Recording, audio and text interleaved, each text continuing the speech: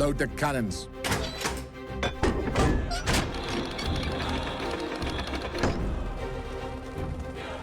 Fire!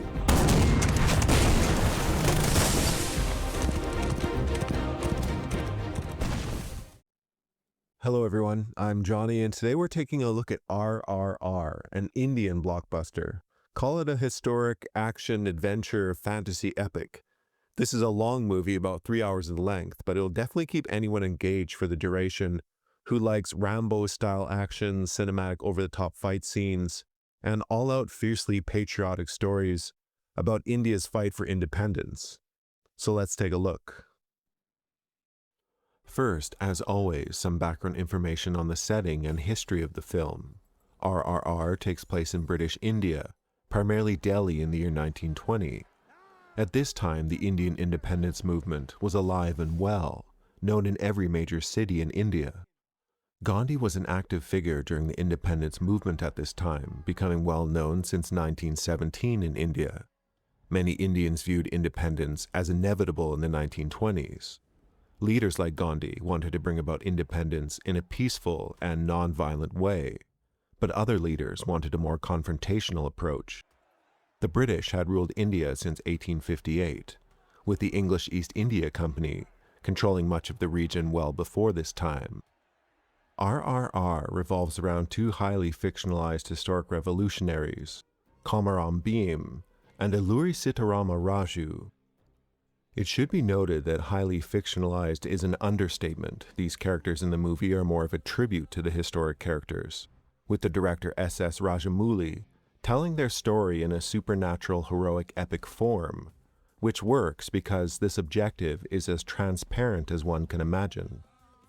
Historically, Kamaram Bhim was a revolutionary leader in the Hyderabad state, a semi-independent state of British India. Bhim was from the Gond tribes within this state. The Gond people were a self-sufficient ethnic group. As the British claimed ultimate domain over the people of Hyderabad, so did the Hyderabad feudal landlords claim domain over ethnic groups, like the Gond people, which they treated as less than second-class citizens. The colonial history of India is complicated. There are over 2,000 ethnic groups in India, and the British were allied to the ones who offered the most control of the nation. The rapid social change the British brought to India not only put Indians in conflict with the British, but also more often with each other, exacerbating ethnic or territorial divides throughout the subcontinent. Alluri Sitarama Raju was also a revolutionary during Bhim's lifetime, and he fought more directly against the British government for the Adivasi ethnic group. In the movie, he plays an Indian imperial police officer working against the crown from the inside. The Adivasi way of life was threatened when their traditional forests were seized by the British colonial government for commercial purposes. Many Adivasis who farmed and grazed these lands were forced to construct roads through their traditional forests. So both Raju and Bhim share a similar history and are both prominent figures in the Indian independence movement, but they did not fight together as imagined in the movie. And that's okay. The movie opens with an explanation that the work is pure fiction. It's simply a tribute. Both the Indian public and international audiences loved the film. It has received high praise over the years. On RRR's release, it was the most expensive Indian film ever produced, at around $65 million, a huge amount for Tollywood. The film is a Tollywood production, distinct from Bollywood. Tollywood is based in Hyderabad, where movies are produced in the Telugu language. The film's expense paid off, as it more than doubled its budget and revenue worldwide. If you were to break down RRR into small pieces, it's not a film that works. The movie has a lot of melodrama. The storyline only progresses due to the events lining up because of fate, rather than plausible circumstance. Everything is over the top. The bad guys in the film are completely one-dimensional. Ray Stevenson plays a sadistic British governor whose wife is twice as evil, with absolutely zero depth. The fight scenes in the movie require the complete suspension of disbelief. Even the CGI is of mediocre quality at best. Then there's the dance and song numbers, which often seem to jar Western audiences, at least the ones who aren't used to them. But this is an important and traditional storytelling tool. But the movie as a whole is one of the best Indian films to watch if you haven't had much exposure to Indian cinema and want to experience what it's all about. If you set your expectations for a wild ride, you will get one. When you combine all the outrageous elements of RRR, what you'll get is a 3-hour movie that will fly by with no lapse in emotion, acting, song, dance, and color. Arguably, you'll have to like action to enjoy the film. It won't be for everyone. There is a lot of blood.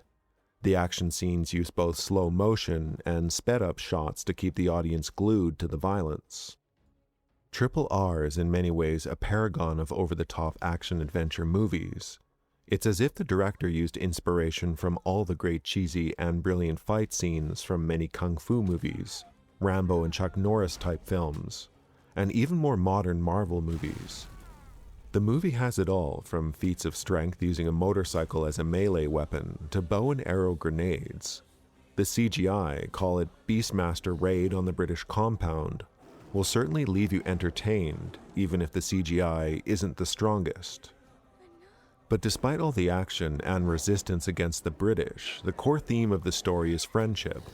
Raju and Bheem, keeping with the pace of the film, form a brotherhood in the most sensational of ways. The two will fight together, fight against each other, betray and save each other in the most dramatic of ways. Even if you don't enjoy the typical Indian dance numbers in such movies, Raju and Bheem having a dance-off against stuffy, one-dimensional Brits is a joy. It's important to remember that dance is a critical component of Indian storytelling. It's a chance for characters to express emotions and drive home the narrative of the film. If you don't enjoy the dance scenes or montage musical scenes in RRR, you likely won't in any Indian films, and that's okay.